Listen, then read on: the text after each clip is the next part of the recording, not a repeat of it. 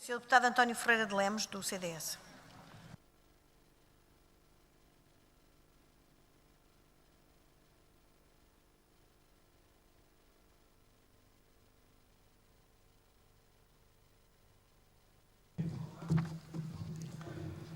Senhora Presidente, Senhor Vice-Presidente, Senhoras e Senhores Deputados, Senhores Deputados, Senhores Vereadores. No ciclo de vida de um mandato autárquico, há 3 momentos de importância relevante. Primeiro momento, a eleição dos órgãos executivos e fiscalizadores. Segundo, a apresentação do orçamento e grandes opções do plano, que hoje aqui decorre. Terceiro momento, prestação de contas. Este é, portanto, um dos momentos mais importantes do ano. O debate na Assembleia Municipal sobre o orçamento para 2012 e as grandes opções do plano para o período 2012 a 2015. A autonomia e a liberdade municipal são valores fundamentais do Estado de Direito Democrático, cuja observação de defesa em primeira linha é, sobretudo, de todos os eleitos.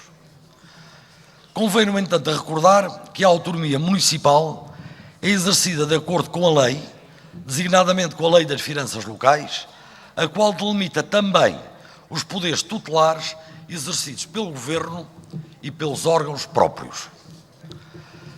A tudo isto acresce o dever de respeito democrático pelas minorias, onde nesta Assembleia o CDS se inclui, para referir que, como tal, como minoria desta Assembleia, comparecemos na reunião com a senhora vereadora Maria João Mendes, que nos apresentou as grandes linhas de orientação do orçamento que hoje aqui iniciamos o debate. Também registro que o CDS não apresentou propostas de alteração ao orçamento que nos foi presente pela Câmara legitimamente eleita. Quanto à proposta de regulamento do orçamento da Câmara Municipal de Lisboa, verifica-se um reforço de competências da Central de Compras Municipal, que saudamos, e dá-nos a legítima expectativa de que a atividade concursal da Câmara se realizará de acordo com a lei e com as regras do bom governo para benefício da própria Câmara e dos munícipes. Senhor Presidente, Senhor Vice-Presidente, Senhora Vereadora Doutora Maria João Mendes, há algumas questões. Desconhecemos o montante estimado dos compromissos faturados e não pagos até ao final de 2011, mas estima-se um aumento dos compromissos não faturados e não pagos até 31 de dezembro de 2011, que apontam para 130 milhões de euros. Este aumento de prazo de pagamentos a fornecedores, como aliás tive a ocasião de referir no debate do empréstimo a curto prazo, tem consequências diretas. Desde logo, e evidentemente, no aumento do prazo de pagamento a fornecedores. Tem também uma consequência direta na redução de dotações disponíveis no orçamento de 2012. É a demonstração, à evidência, que a Câmara Municipal de Lisboa tem dificuldade em cumprir os seus compromissos financeiros com terceiros e que, apesar da regularização extraordinária da dívida, o problema agrava-se. Tinha razão o CDS quando por várias vezes afirmou que o orçamento de 2011 era uma ilusão e denunciando a falta de rumo orçamental, como também aqui referi, no debate do empréstimo de curto prazo. Senhora Vereadora, outra questão. O valor dos encargos assumidos para 2012 totaliza cerca de 138 milhões de euros. Estas questões conduzem a que não parece credível a proposta de orçamento para o próximo ano, com uma dotação global semelhante à de 2011, ou seja, se a conjuntura económica foi desfavorável e a Câmara Municipal de Lisboa ignora os seus resultados provisórios e elabora uma proposta com um montante ligeiramente superior à anterior, sem considerar o valor previsto da recessão, estimada em pelo menos 3% em 2012, nem a consolidação orçamental, com um corte de 1/3 na receita e 2/3 na despesa. As questões anteriores exigem um esclarecimento sobre a execuibilidade da receita corrente prevista. Senhora Vereadora, a metodologia na inscrição da receita corrente foi a de redução global de 4,39% face ao estimado em 2011 nos impostos diretos, designadamente IMI e IMT da rama. A redução é de 6,09% e surpreende com um aumento de 16,4% nas taxas multas e de 70% no rendimento de propriedade. Qual o valor inscrito que corresponde a anos anteriores? Esta dúvida subsiste. O que pensa a Câmara fazer para ter um aumento efetivo de 4,5 milhões de euros? Também é contraditório o valor estimado de publicidade que baixa de menos 1,2 milhões de euros e a ocupação da via pública que sobe. É inexplicável. Quanto ao aumento do rendimento da propriedade, participação nos lucros de empresas municipais e intermunicipais de 3,4 milhões de euros, resultante sobretudo da regularização da conta corrente da Câmara com a sua empresa EPUL. Concessão de espaços do domínio público no valor de 17 milhões de euros com a exploração de instalações de venda de combustíveis e similares.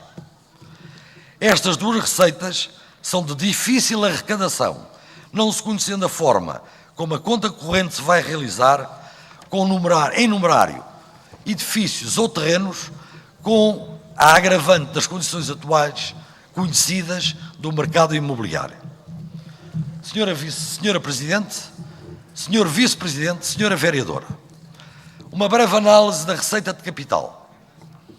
As despesas inscritas correspondem a um aumento global de 3,5% face a 2011. As rubricas que mais contribuem para este aumento são a alienação da rede de saneamento à EPAL, 105 milhões de euros, o fundo imobiliário, este sempre permanente e inexequível fundo imobiliário, de 91 milhões de euros, as transferências de capital da Frente Tejo e Casino de Lisboa. Temos informação que as verbas do casino serão substancialmente reduzidas e, porventura, necessária uma renegociação dos contratos. Pode a senhora vereadora, ou está em condições, de nos explicar melhor esta questão, esta velha questão do casino? Estas ações devem ficar cativas até à concretização efetiva da receita. Senhor Presidente, uma breve referência à alienação do património. Com a alienação da habitação, a Câmara espera arrecadar 1,6 milhões das famílias, o que corresponde a 282 fogos, mas até final de outubro passado a taxa de execução era de 27%, ou seja, 7,3 milhões de euros, e só arrecadou 1,9. Dos 7,3 milhões, só arrecadou 1,9, devido à óbvia dificuldade das famílias em obter crédito e terem meios próprios. A inscrição, venda de terrenos, no montante de 53,4 milhões de euros, resultam na entrega de terrenos por parte da EPUL, a regularização de conta corrente à Câmara, que depois os colocará à venda. Não parece ser execuível durante o presente ano económico, nem a obtenção do valor estimado. Análise da despesa. No total, a despesa sobe 664 mil euros na proposta de orçamento para 2011, com destaque. Despesa corrente, subida de juros e outros encargos em 4,4 milhões de euros. As taxas de execução da despesa corrente, que em termos globais é de 66%, 67%, desconhece o que fica por pagar em 2011, o que irá reduzir os montantes disponíveis para 2012. A taxa de execução de despesas de capital é ainda mais baixa em finais de outubro, cerca de 19%, ou em outubro passado, claro, o que pressupõe que os valores por pagar sejam mais elevados do que nas despesas correntes. Também me parece estranho que os passivos financeiros sejam estimados em baixa quando comparados com o ano anterior, com 2011.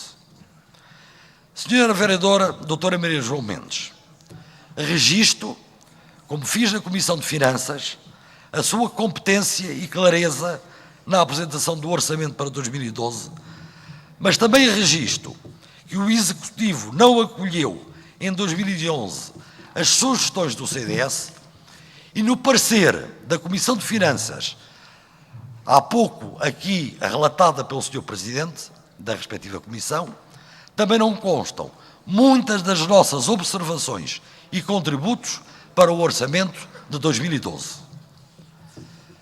Sra. Presidente, a Câmara é legitimamente governada pela maioria que democraticamente foi eleita.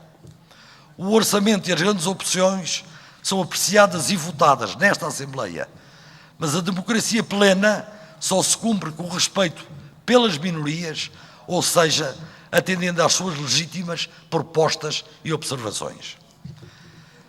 Desejo-lhe, Sr. Vice-Presidente, e à Câmara, sorte na execução deste orçamento, para bem de Lisboa e dos lisboetas, e tenho esperança numa maior coesão do Executivo que nos governa para cumprir o essencial daquilo que aqui nos propõe.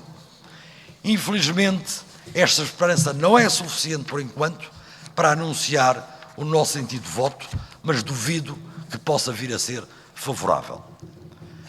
Senhora Presidente, Senhor Vice-Presidente, Senhora Vereadora Maria João Mendes, uma última nota. Neste orçamento estão quase ausentes referências ao setor empresarial municipal e, sobretudo, às suas relações financeiras com o acionista Câmara de Lisboa. Reconhecemos a autonomia empresarial no quadro da lei, mas também sabemos que as múltiplas orientações estratégicas emanadas pelo Governo para as empresas de capitais públicos e municipais, sobretudo logo após o pedido de resgate internacional.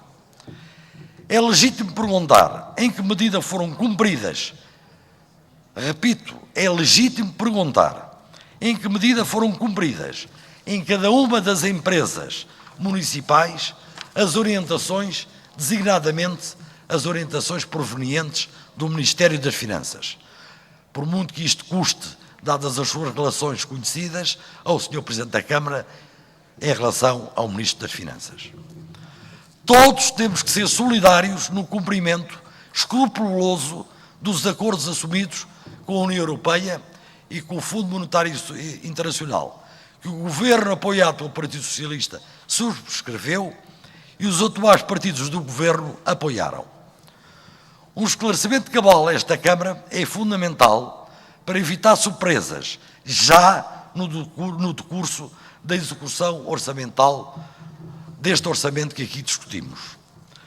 Não pondo em causa as qualidades e a autonomia da gestão das empresas, o CDS manifesta a sua grande apreensão quando fomos informados em sede de Comissão de Finanças e Património pelo Sr. Vereador Nunes da Silva, que afirmou que a EML é não só uma empresa instrumental, isso já nós sabíamos e prevíamos, como atua subordinada às orientações exclusivas da Câmara.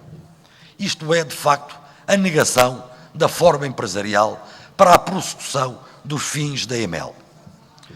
O CDL defende, desde há muito, a redução das empresas municipais e esta visão reforça ainda mais a nossa opinião de que existem outras formas mais corretas de atingir os mesmos objetivos, designadamente através de concessões reguladas e com ativos da concessão claramente definidos.